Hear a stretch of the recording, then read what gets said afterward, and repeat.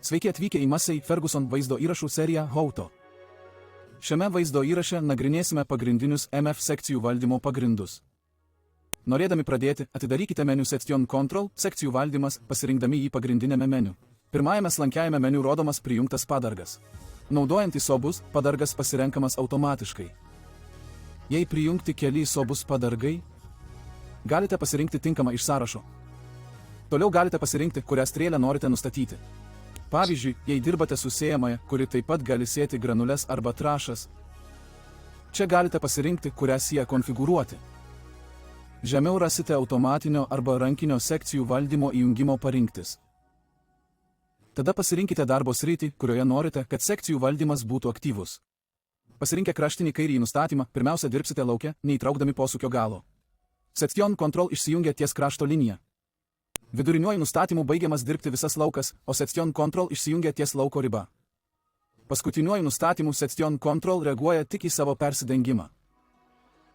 Toliau pateikiama kiekvieno pasirinkimo rezultatų apžvalga. Paskutinis mygtukas meniu apačioje kairėje yra skirtas virtualiosios krašto linijos parametrams. Šios nustatymus galite koreguoti pagal poreikį.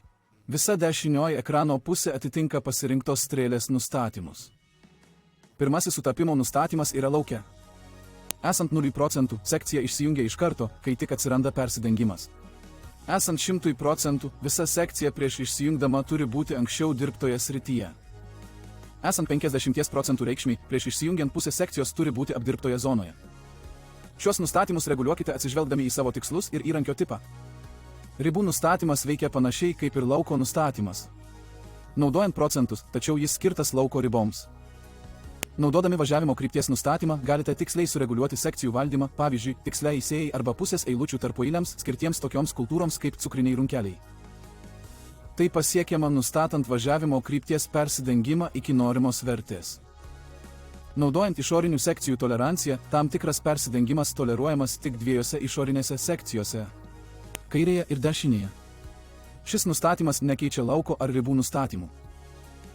Pavyzdžiui, jei pasitaiko slydimo arba dreifo, išorinė sekcija gali išsijungti per anksti. Tai galima ištaisyti naudojant šį nustatymą. Dešiniosios dalies apačioje kairėje pusėje yra prieiga prie sekcijų išplėstinių nustatymų. Spustelėkite veržliarakčio piktogramą, kad patektumėte į sekcijų pločio, sekcijų numerių ir sekcijų vėlavimų valdymo puslapį. Naudodami BOM Control, strėlės valdymas nustatymus galite nuspręsti, ar šiuo metu pasirinkta strėlė bus valdoma automatiškai. Jei BOM Control, strėlės valdymas nustatyta į automatinis, strėlę galima valdyti automatiniu režimu. Jei nustatyta manual, rankinis, strėlę galima valdyti tik rankiniu režimu. Antrajame puslapyje siūloma daugiau nustatymų, pavyzdžiui, sekcijų valdymo blokavimas važiuojant atbulinę eigą ir minimalaus greičio ribos nustatymas sekcijų valdymui įjungti. Iš navigacijos žemėlapio rasite specialų trumpąjį klavišą, atspindintį naudojamą sekcijų valdymo režimą. Juo galite manipuliuoti dviem būdais: trumpai paspausdami arba ilgai spausdami per 2 sekundės. Trumpas paspaudimas perjungia automatinį ir rankinį režimus, o ilgas paspaudimas atidaro arba uždaro sparčiųjų klavišų meniu. Šiame sparčiųjų klavišų meniu galite įjungti arba išjungti atsižvelgimą į kliūtis, pavyzdžiui, kad išvengtumėte purškimo per vandens baseiną.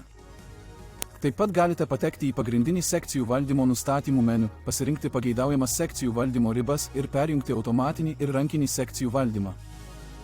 Sukonfigūravę visus nustatymus galite pradėti darbą. Dabar turite išsamią MF sekcijų valdymo pagrindų apžvalgą. Dabar jūsų eilė išbandyti.